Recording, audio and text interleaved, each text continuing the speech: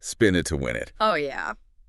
Welcome to the Cricket PPT. Today, Yeah. we're going to be looking at the Chennai Super Kings as they get ready for the next IPL season. This is a team with just an incredible legacy. Absolutely. 5-time champions, 10 trips to the finals, Yeah. 12 playoff appearances. Yeah. They're It's synonymous with IPL success. it is so rare to see that kind of consistency and excellence year on year in any league. Absolutely. And, after a slightly less stellar showing in the IPL 2024 season, they're going to be really itching to get back to the top. The question isn't if they'll be competitive, it's how they'll adapt Right. and evolve to reclaim their crown. Exactly. Yeah. So how might they achieve that? Well, over the course of this episode, we're going to be breaking down Okay. the core of their team, the players they've held on to, Mm-hmm. dissect their moves in the recent auction, identify what makes them so strong, pinpoint any potential vulnerabilities, and even try to predict who might make that starting 11. A comprehensive game plan. Yeah. Let's start by looking at the players they decided were non-negotiable. Right. Their retained stars. And leading that list is, of course, the one and only MS Dhoni. Of course. What can you say about MS Dhoni? His tactical genius, that ice-cool finishing under pressure, Yeah. has been the backbone of so many CSK victories, and his sheer longevity with the team Yeah. has created this unparalleled sense of stability. He's the gravitational center of that team. Absolutely. And what's so fascinating is that even at 43, he's still capable of surprising us. His strike rate in the IPL 2024 was the highest of his entire career, a blistering 220. Can he maintain that level of explosive hitting in those crucial final overs? Huge question mark, but you'd be foolish to write him off. It's incredible. It's incredible. It really speaks volumes about his fitness management and his understanding of exactly when and how to unleash. Yeah. Then there's Shivam Dubé, who's really become a crucial weapon against spin for CSK. Since joining in 2022, his strike rate against spin is nearly 159. Wow. That's the best amongst the 13 batters who've had at least 30 IPL innings in that time. Wow. What do you think makes him so effective against the slow bowlers? Well, he uses his size and his power to great effect. He isn't afraid to kind of go over the top, and it seems to have this real knack for picking the length early. That ability to attack spin in the middle overs is vital, especially on those turning Indian wickets, as it can really shift the momentum of an innings. Absolutely. And then we have Ruturaj Gaikwad, Captain Calm. Captain Calm. Had a phenomenal IPL 2024, racking up 583 runs with 550s. It's clear that his performance at the top of the order kind of really sets the tone for the entire innings. Yeah. How crucial is his consistency to CSK's overall success? Immeasurably so, I would say. A solid start takes pressure off the middle order, and his ability to consistently score big runs provides that platform for the power hitters to come in and really accelerate. Right. His runs were a big factor in them even getting as far as they did last season. You can't talk about CSK without mentioning Ravindra Jadeja, one of the best fielders Being the best. in the world, and a genuine all-rounder who contributes with both bat and ball. Yeah. What do you think the value is of having a player who excels in all three departments? Well, in those tight games, his fielding can be the difference between winning and losing. Yeah. His left arm spin is always restrictive, can pick up crucial wickets, and he's more than capable with the bat in the middle order. He's that kind of player that every team wishes they had. Yeah.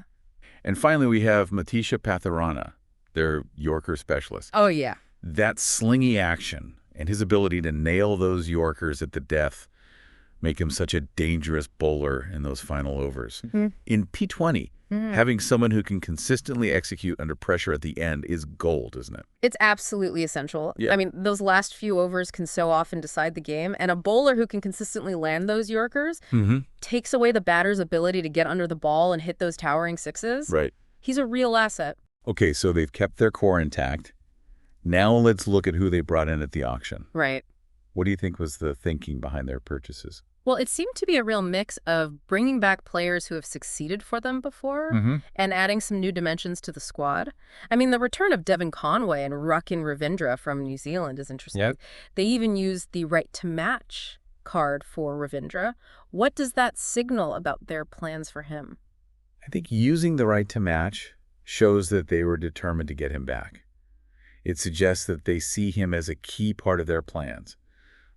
Likely someone they envision playing a significant role, perhaps even at the top of the order, given Conway's past success there. Oh, yeah. And speaking of returns, Sam Curran is back Yeah. after a stint with Punjab. He's a pace bowling all-rounder. What does he bring to the table this time around? Well, he adds that crucial left-arm pace option. Yeah. And he is also a very handy batsman down the order, can score pretty quickly. All-rounders are so valuable in T20 cricket, offering that flexibility in both innings, and he brings a wealth of experience. Absolutely. CSK also has this knack for finding players who might have lost their way a bit and giving them a platform to shine again. They've brought in Rahul Tripathi, Deepak Huda, and Shankar to bolster the batting. Yeah. What's the potential upside of these acquisitions? Well, they're all players with proven IPL pedigree, Yeah. perhaps haven't been at their absolute best recently. And CSK's environment is really known for backing players and giving them clear roles. Right. A change of scenery and the confidence instilled by the CSK management could be exactly what they need to rediscover their form. And it looked like they really prioritized spin bowling in the auction, spending quite a bit on the Afghan spinner Noor Ahmad Oh, yeah. and the veteran off-spinner Ashwin. With 7 home games at Chepauk, does this signal a renewed focus on spin? It certainly seems that way. I mean, Chepauk has historically been conducive to spin bowling. And adding 2 quality spinners like Noor and Ashwin to an already strong spin attack with Jadeja and others suggests that they're anticipating or perhaps even preparing for turning wickets at home. And let's not forget Khalil Ahmed, who they've reportedly see as a superb buy. Yeah. He's a left-arm pacer with a good IPL record. How does a quality left-arm seamer add to their bowling attack? Well, a left-arm fast bowler offers a different angle of attack. And can create different matchups for batsmen. Khalil has a real knack for taking wickets and has got good experience in the IPL, so he adds valuable depth and variety to their pace department. So putting it all together, what would you say are CSK's key strengths heading into this season? Well, their spin bowling department looks incredibly strong. Yeah. I mean, the additions of Ashwin and Noor alongside Jadeja and even part-timers like Huda and Gopal give them a plethora of options, especially if the wickets at Chepauk do offer assistance to the spinners. I mean, they could really choke opposition batting lineups. What were the spin bowling stats at Chepauk last season compared to the fast bowlers? I mean, that might give us a clue about pitch conditions. It's interesting you say that because in IPL 2024 at Chepauk, fast bowlers actually took 74 wickets. Oh, wow. Compared to just 25 for the spinners. Yeah. However, Right. during the 2023 ODI World Cup at the same venue, the fast bowlers also got some real sharp bounce and pace. So it's a little bit of a mixed bag. Yeah. Could CSK be anticipating a return to those more spin-friendly conditions? Or are they just ensuring they have all bases covered? Well, it's possible they're expecting the pitches to revert to their traditionally spin-friendly nature, or they simply want to have the resources to exploit those conditions if they do arise. Having quality spinners also gives them tactical flexibility, even if the pitches aren't turning squares. That makes sense.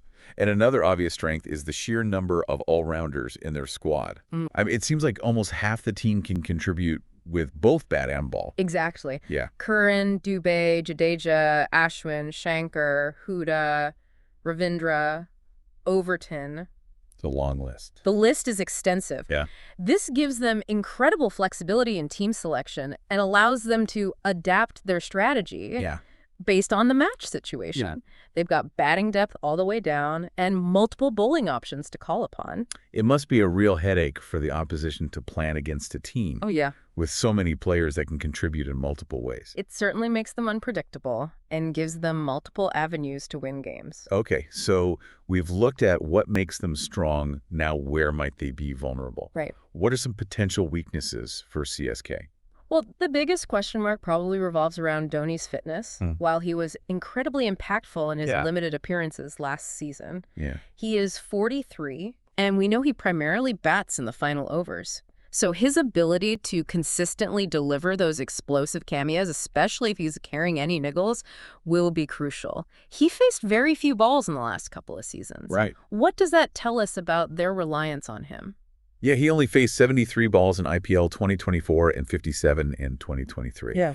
But his strike rate in those opportunities was phenomenal, over 220. I mean, A high-risk, High reward strategy. It is, yeah. Relying on him to maximize those few deliveries. Absolutely. Any injury to him, though, would be a massive blow, not just for his batting, but also for his leadership behind the stumps. Absolutely. His presence is invaluable. Yeah. I think another potential concern could be the form of Sam Curran. Mm-hmm. He hasn't been a regular part of England's squads recently, and so Right. could that lack of international game time affect his performances in the IPL? It's possible. Yeah. And while the IPL is a high-pressure environment, international cricket is a different beast. It is, yeah. He might need some time to find his rhythm and confidence. Mm-hmm. And we also saw last season that trying to promote Jadeja higher up the batting order didn't quite work out as planned. Finding the optimal batting order to maximize the potential of their all-rounders Yeah. will be key, won't it? Absolutely. They need to figure out the right combinations and ensure everyone is batting in a position where they can have the greatest impact. Yeah. I mean, they have so many options. Yeah. The challenge will be using them effectively. So based on everything we've discussed, if you had to pick a playing 11 for CSK's first game, what would it look like? I would probably go with Rachin Ravindra and Ruturaj Gaikwad to open. Okay. Then you'd have Rahul Tripathi at 3, followed by Deepak Huda and Shivam Dubey in the middle order. Sam Curran and Ravindra Jadeja would be the two main all-rounders, with MS Dhoni behind the stumps. The bowling attack would likely feature R. Ashwin and Noor Ahmad as the two frontline spinners, and Matisha Pathirana as the premier fast bowler. And who do you see as the potential impact player in that scenario? Khalil Ahmed could be a great option if they need an extra seamer, especially if the pitch isn't turning much. Alternatively, Vijay Shankar could come in to add more batting depth if required. That looks like a really strong and balanced side. After the captaincy change last season and their relatively early exit, what are your overall expectations for CSK in this upcoming season? Can they reclaim the title? Well, last season was a transitional one, no doubt. Finishing 5th wasn't the CSK we're used to seeing. However, with Gaikwad now having that captaincy experience under his belt and the strategic additions they've made to the squad, I expect them to be right back in the thick of things. They have the experience and the talent to go all the way. So the big question, will we see CSK lifting that 6th IPL trophy in 2025? Given their history, their shrewd management, and the quality of their players, I certainly wouldn't bet against them. I mean, they have this remarkable ability to find ways to win. And with Dhoni still involved, anything is possible. It's going to be an exciting season to watch, that's for sure. And on that note, we'll wrap up our look at the Chennai Super Kings. A team that always provides plenty to talk about. Absolutely. Yeah. If you enjoyed this discussion and want to stay up to date with all our cricket analysis, make sure to like, comment, share, and subscribe to the YouTube video. Oh, yeah. See you in the next one.